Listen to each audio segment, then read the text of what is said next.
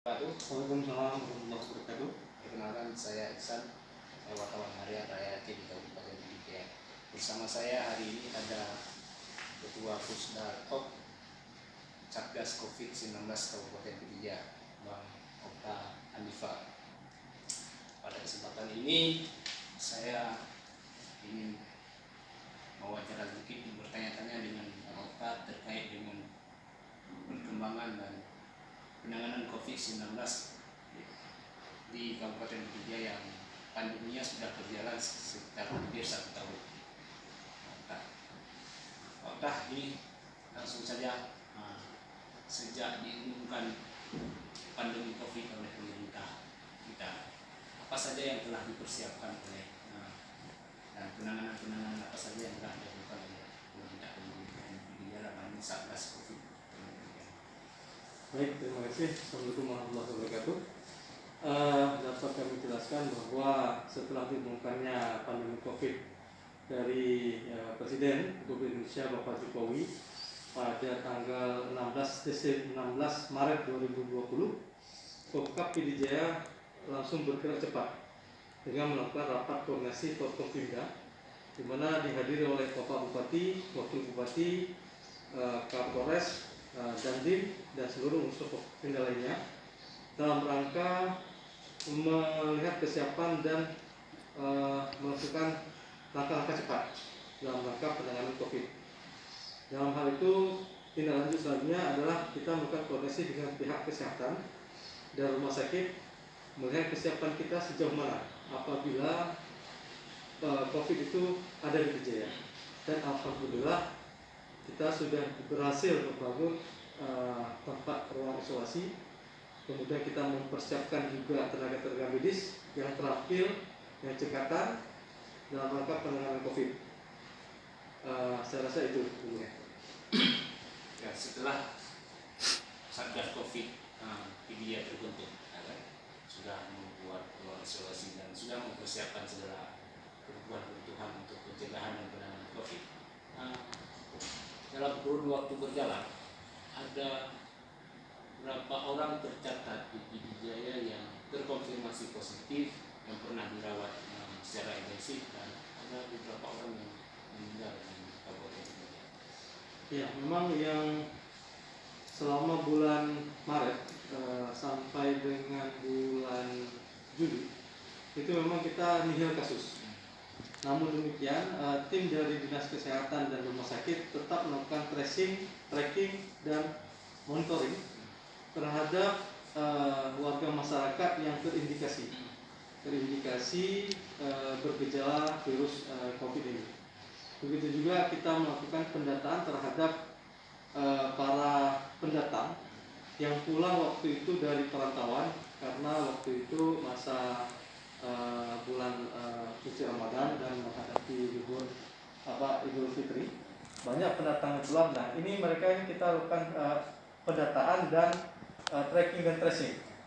Nah, kemudian kasus pertama itu baru muncul di bulan Agustus, pertengahan Agustus baru muncul. Nah, pada periode Agustus, September hingga Oktober ini kasus kita memuncak. Bahkan hingga sampai data saat ini kita sudah tercatat 330 orang itu yang positif COVID. Namun demikian hingga saat ini hanya tinggal 2 orang saja yang masih menjalani perawatan, baik itu perawatan di ruang Cinere maupun di isolasi mandiri. Agustus kan memuncak, Agustus dan Oktober memuncak seharusnya, dan hari ini kan sudah landai. Ini langkah-langkah antisipatif apa yang dilakukan oleh Satgas COVID segala stakeholder untuk melandaikan kasus ini? Baik. Dalam rangka pencegahan terhadap antisipasi terhadap penyebaran kasus COVID ini, kita melakukan koordinasi dengan seluruh satgas yang ada, baik Kapolres, pihak Polres, pihak Dandim, dan seluruh stakeholder lainnya, relawan juga, dalam rangka mengintensifkan peraturan Bupati Pidijaya penegakan protokol kesehatan. Kita saat ini alhamdulillah sudah memiliki perbuk tentang penegakan disiplin protokol kesehatan nomor 27 tahun 2020. Nah, ini kita selalu melakukan kegiatan-kegiatan rutin secara kontinu dengan tim gabungan baik BPBD, TNI, Polri, melakukan razia masker, terutama di keramaian-keramaian. Nah, demikian. Oke. Ini kan sudah melandai dan bisa kita katakan masyarakat Pidijaya yang terjangkit virus COVID-19 sudah berkurang. Ini apakah ada pengaruhnya dari tingkat kepercayaan masyarakat terhadap virus COVID itu ada, atau memang ada hal-hal lain yang dilakukan oleh Pemkab Pidijaya dan Satgas? Baik, memang kita melihat situasi sosial di dalam masyarakat ini ada yang percaya dan tidak percaya. Namun kita sendiri punya strategi yang berbeda, yaitu kita mencoba untuk menggandeng abu-abu Dayak, karena di kawasan Pidijaya ini banyak sekali Dayak dan santri-santri. Nah, kita ini memberdayakan mereka dalam rangka memberikan edukasi melalui ceramah-ceramah, melalui kegiatan-kegiatan keagamaan yang dimana kita menyisipkan pesan-pesan terhadap pencegahan COVID ini. Dan alhamdulillah saat ini masyarakat sudah banyak yang percaya tentang COVID, dan mereka juga di kampung-kampung sendiri sudah mulai sadar akan penggunaan masker, menjaga jarak, dan mencuci tangan. Dan ini akan terus kita lakukan edukasi masyarakat. Kemarin tempoh hari kita melakukan edukasi kepada masyarakat di kawasan 3T, yaitu kawasan terdalam, tertinggal, dan terpencil. Nah, ini kita mengupayakan bagaimana masyarakat di kampung-kampung itu tahu apa itu COVID dan menerima informasi yang benar tentang COVID ini.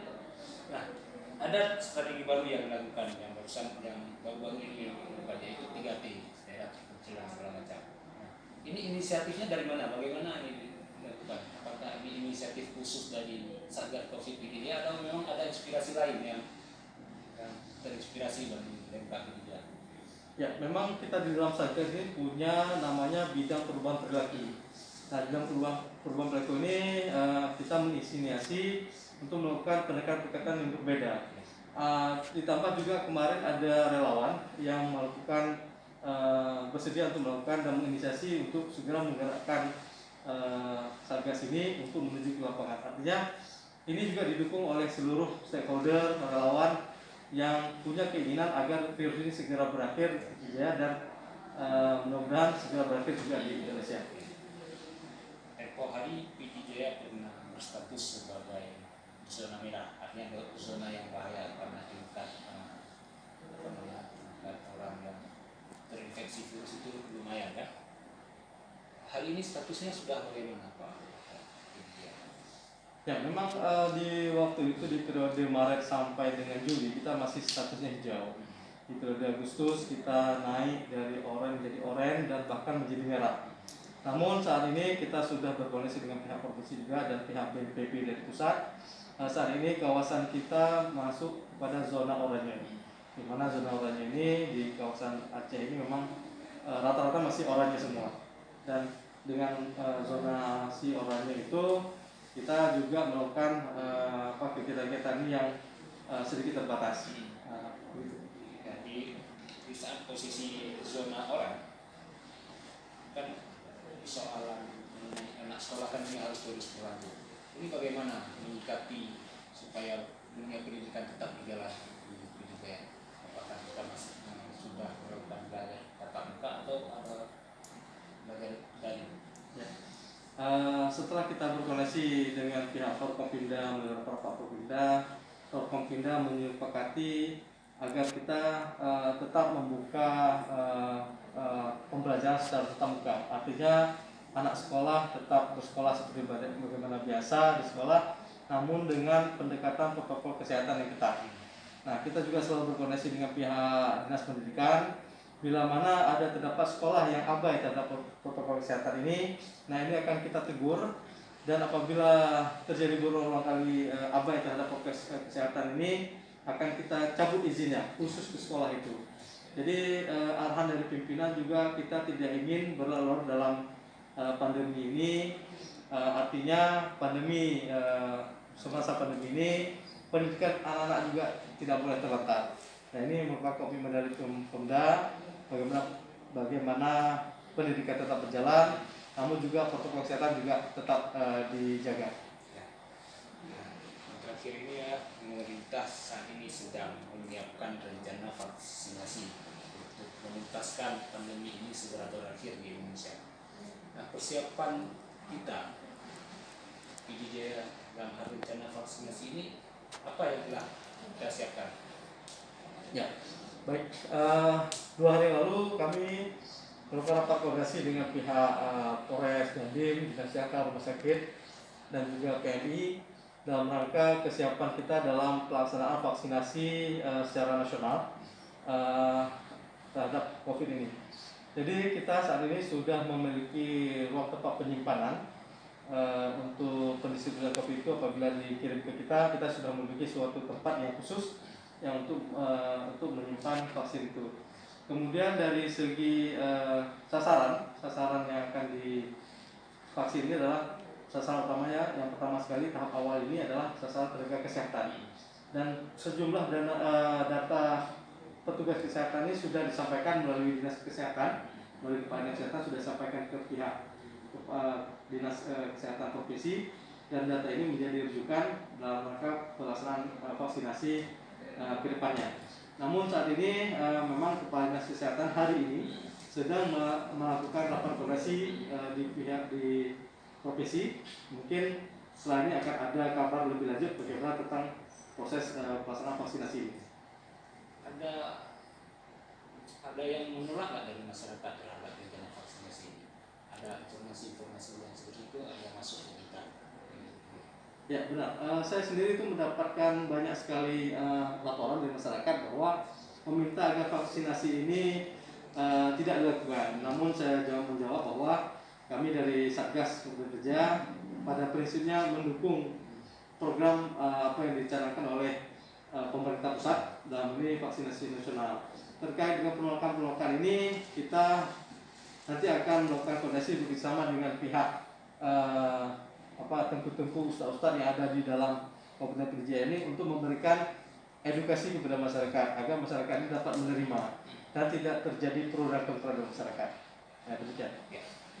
Itu tadi wawancara singkat saya dengan Ketua Pusdakop Satgas Covid Pidijaya, Bapak Okta Handipa. Terima kasih atas waktunya Bapak Okta. Sama-sama. Assalamualaikum warahmatullahi wabarakatuh. Waalaikumsalam.